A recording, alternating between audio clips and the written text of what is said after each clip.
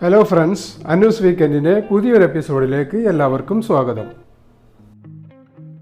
നാടൻ കോഴികളെ അടവച്ചതിന് ശേഷം നിർബന്ധമായും നമ്മൾ ശ്രദ്ധിക്കേണ്ട ചില കാര്യങ്ങളെക്കുറിച്ചാണ് ഈ വീഡിയോയിൽ ഞാൻ പറയുന്നത്.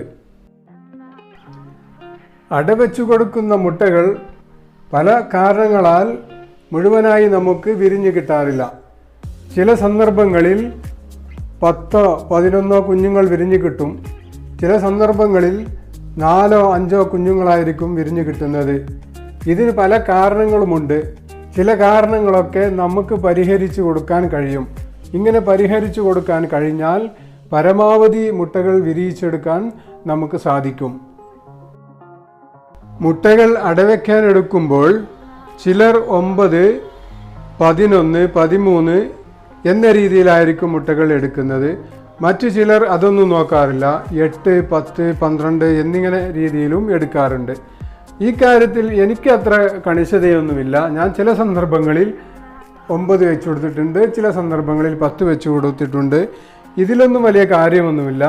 എത്ര വെച്ച് കൊടുത്താലും അടയിരിക്കുന്ന ചുറ്റുപാടും കാര്യങ്ങളൊക്കെ ഓക്കെ ആയി കിട്ടിയാൽ ഏകദേശം 90% അല്ലെങ്കിൽ ചില സന്ദർഭങ്ങളിൽ 100% നമുക്ക് റിസൾട്ട് കിട്ടാറുണ്ട്. ഞാൻ ഇതിനു മുമ്പ് പോസ്റ്റ് ചെയ്ത എൻ്റെ ഒരു വീഡിയോക്ക് താഴെ ഒരു നല്ല സുഹൃത്ത് കമൻ്റ് ഇട്ടതായി ഞാൻ കണ്ടു. അദ്ദേഹത്തിൻ്റെ വീട്ടിൽ അടവെച്ചു കൊടുക്കുന്നത് 7, 9, 11 എന്ന രീതിയിലാണ് അത്രേ. ഇതൊക്കെ ഓരോരുത്തരുടെ രീതിയും അവരുടെ വിശ്വാസങ്ങളുമാണ്. ഇങ്ങനെ വെച്ചു കൊടുത്താലും ഇരട്ട സംഖ്യയിൽ വരുന്ന മുട്ടകൾ അടവെച്ചു കൊടുത്താലും കുഞ്ഞുങ്ങൾ വിരിഞ്ഞു കിട്ടും എന്ന കാര്യത്തിൽ യാതൊരു സംശയവുമില്ല. അടവച്ച ദിവസം മുതൽ കുഞ്ഞുങ്ങൾ വിരിഞ്ഞിറങ്ങുന്നത് വരെയുള്ള ദിവസങ്ങളിൽ കാര്യമായ ശ്രദ്ധ നമ്മൾ ഈ കാര്യത്തിൽ കൊടുക്കുന്നുണ്ടെങ്കിൽ അതിനുള്ള റിസൾട്ട് നമുക്ക് കിട്ടിയിരിക്കും. നമ്മൾ വെച്ചു കൊടുക്കുന്ന മുട്ടകളുടെ എണ്ണം കോഴിക്ക് ഉൾക്കൊള്ളാൻ കഴിയുന്നതായിരിക്കണം. കൂടുതൽ മുട്ടകൾ വെച്ചാൽ കൂടുതൽ കുഞ്ഞുങ്ങൾ എന്ന് വ്യാമോഹിക്കരുത്. അത് ഒരിക്കലും നടക്കില്ല. കോഴിക്ക് എല്ലാ മുട്ടകൾക്കും ഒരുപോലെ ചൂടെത്തിക്കാൻ കഴിഞ്ഞില്ലെങ്കിൽ ഫലത്തിൽ എല്ലാ മുട്ടകളും വേസ്റ്റായി പോകാനേ സാധ്യതയുള്ളൂ.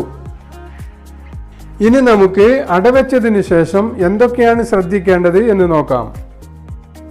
ഒന്നാമതായി, അടവച്ചു കൊടുത്ത മുട്ടകൾക്ക് ഇൻഫെക്ഷൻ വരാതെ നോക്കണം.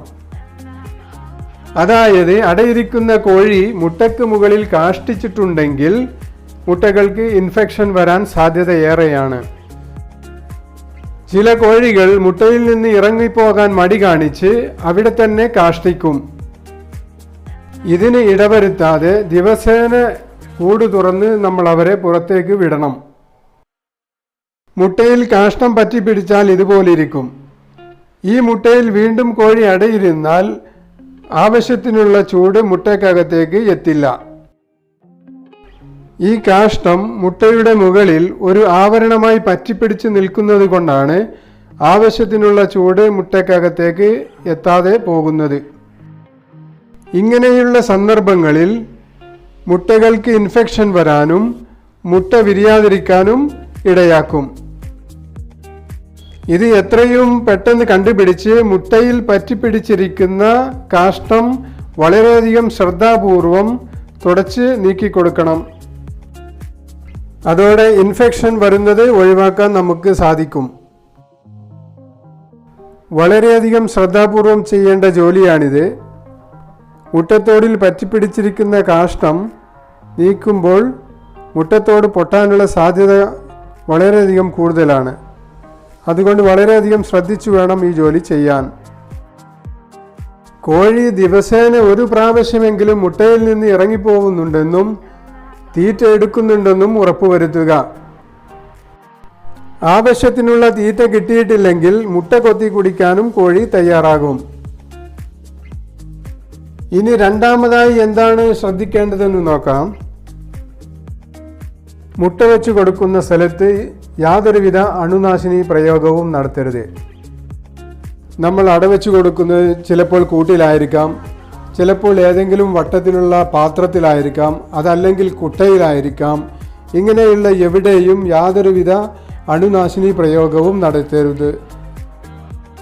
സാധാരണയായി കോഴിപ്പേൻ കണ്ടുവരുന്നത് അടവെച്ച് കിടക്കുന്ന സന്ദർഭങ്ങളിലാണ്. കോഴിപ്പേൻ ഒഴിവാക്കാൻ വേണ്ടി നമ്മൾ പലവിധ കെമിക്കലും പ്രയോഗിക്കാറുണ്ട്. അത് കോഴി അടവെച്ചിടത്താണെങ്കിൽ പിന്നീട് കെമിക്കലിൻ്റെ ദുർഗന്ധം കാരണം കോഴി മുട്ടയിൽ കിടക്കാതെ എഴുന്നേറ്റ് പോകും. എത്ര ശ്രമിച്ചാലും കാര്യമുണ്ടാവില്ല. കോഴി തിരിച്ച് മുട്ടയിലേക്ക് വരില്ല എന്നുള്ള കാര്യം തീർച്ചയാണ്. ഇത് എൻ്റെ ഒരു അനുഭവം കൂടിയാണ് ഞാൻ പറയുന്നത്. കോഴിപ്പേൻ കാരണം ഞാനൊരു സമയത്ത് കെമിക്കൽ പ്രയോഗിച്ചു. അതിനുശേഷം കോഴി മുട്ടയിൽ നിന്ന് ഇറങ്ങിപ്പോവുകയാണ് ഉണ്ടായത്. എത്ര ശ്രമിച്ചിട്ടും കോഴി പിന്നീട് മുട്ടയിലേക്ക് വന്നില്ല. ആ സമയത്ത് അടയിരിക്കുന്ന വേറെ കോഴികളില്ലാത്തത് കൊണ്ട് അത്രയും മുട്ടകളും അടയിരുന്ന അത്രയും ദിവസങ്ങളും എനിക്ക് നഷ്ടമായി. ഇനി മൂന്നാമതായി പറയാനുള്ളത്, അടവെച്ചു കൊടുത്ത സ്ഥലത്ത് ഈർപ്പം നിലനിൽക്കാൻ പാടില്ല. മഴക്കാലമായാൽ ഈർപ്പം വരാനുള്ള സാധ്യത ഏറെയാണ്. മഴക്കാലത്ത് പുറത്തുപോയി തിരിച്ചു വരുന്ന കോഴി മഴ നനഞ്ഞാണ് തിരിച്ചു വരുന്നതെങ്കിൽ മുട്ടയിൽ ഈർപ്പം നിലനിൽക്കാൻ സാധ്യത ഏറെയാണ്. നനഞ്ഞ കോഴി മുട്ടയിൽ കിടന്നാൽ എന്താണ് ഉണ്ടാവുക എന്ന് നമുക്കെല്ലാം ഊഹിക്കാം. ശരിക്കും ഇതുകൊണ്ട് വിപരീത ഫലമാണ് ഉണ്ടാവുക. നനഞ്ഞ കോഴി എത്ര സമയമാണോ മുട്ടയിൽ കിടക്കുന്നത് അത്രയും സമയം മുട്ടയ്ക്ക് ചൂടേൽക്കില്ല. ഇത് മുട്ടയ്ക്കുള്ളിലെ കുഞ്ഞിൻ്റെ വളർച്ചയെ കാര്യമായി ബാധിക്കും എന്ന് മാത്രമല്ല, മുട്ട വിരിയാനുള്ള സാധ്യത തീരെ ഇല്ലാതാക്കുകയും ചെയ്യും. മഴക്കാലത്ത് അടക്കോഴികളെ തുറന്നു വിടുമ്പോൾ വളരെയധികം ശ്രദ്ധിക്കണം. കുറഞ്ഞ സമയം കൊണ്ട് അവർ കൂട്ടിലേക്ക് തന്നെ തിരിച്ചു വരാനുള്ള ചുറ്റുപാടിലായിരിക്കണം അവരെ പുറത്തേക്ക് വിടുന്നത്. ആവശ്യത്തിനുള്ള തീറ്റയും കുടിവെള്ളവും റെഡിയാക്കി വെക്കുകയും മറ്റുള്ള കോഴികളുടെ ശല്യം ഇല്ലെന്ന് ഉറപ്പുവരുത്തുകയും വേണം. 10-15 മിനിറ്റ് നേരം പുറത്ത് നടക്കാൻ സമ്മതിക്കാവൂ. ഈ സമയം കൊണ്ട് തീറ്റ എടുക്കുന്നതും വെള്ളം കുടിക്കുന്നതുമെല്ലാം തീർത്ത് എത്രയും പെട്ടെന്ന് അവരെ കൂട്ടിലേക്ക് തന്നെ തിരിച്ചു കയറ്റിയിരിക്കണം. മഴയില്ലാത്ത നേരം നോക്കിയിട്ട് വേണം പുറത്തേക്ക് വിടാൻ. മഴ നിൽക്കാത്ത ദിവസങ്ങളിലാണെങ്കിൽ കൂട്ടിലേക്ക് തീറ്റയും കുടിവെള്ളവും വെച്ചു കൊടുക്കുന്നതാണ് നല്ലത്. ഇനി മഴക്കാലമല്ലെങ്കിലും അധിക നേരം അടക്കോഴികളെ പുറത്തിറങ്ങി നടക്കാൻ സമ്മതിക്കരുത്. 2 ആഴ്ച കഴിഞ്ഞതിന് ശേഷം, അതായത് 16, 17, 18 ദിവസങ്ങളിൽ ഒരു നിലക്കും കോഴിയെ അധിക സമയം പുറത്തു നടക്കാൻ സമ്മതിക്കരുത്. പരമാവധി ചൂട് ഈ സമയത്ത് മുട്ടയിലെത്തിക്കാൻ ശ്രമിക്കണം. 19ാമത്തെ ദിവസം മുതൽ കുഞ്ഞ് വിരിഞ്ഞു തുടങ്ങാൻ സാധ്യതയുണ്ട്.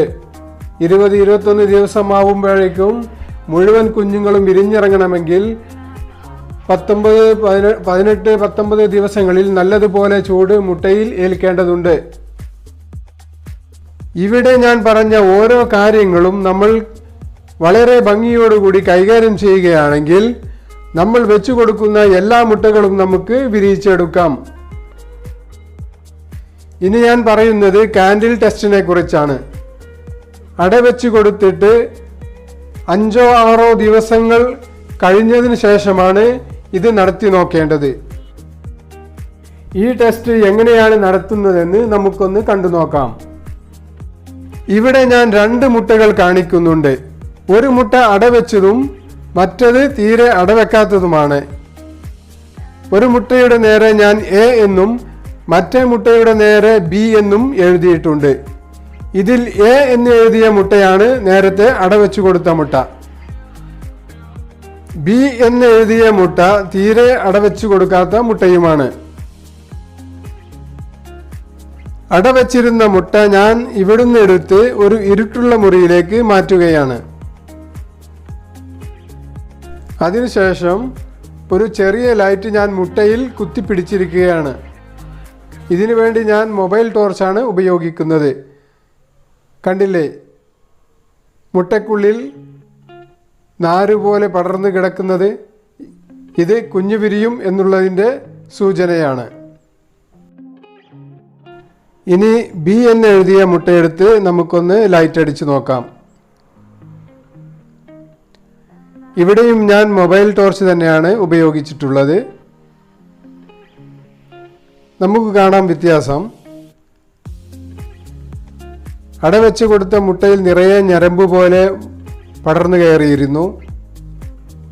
ഈ മുട്ടയിൽ അങ്ങനെയൊന്നും കാണാനില്ല.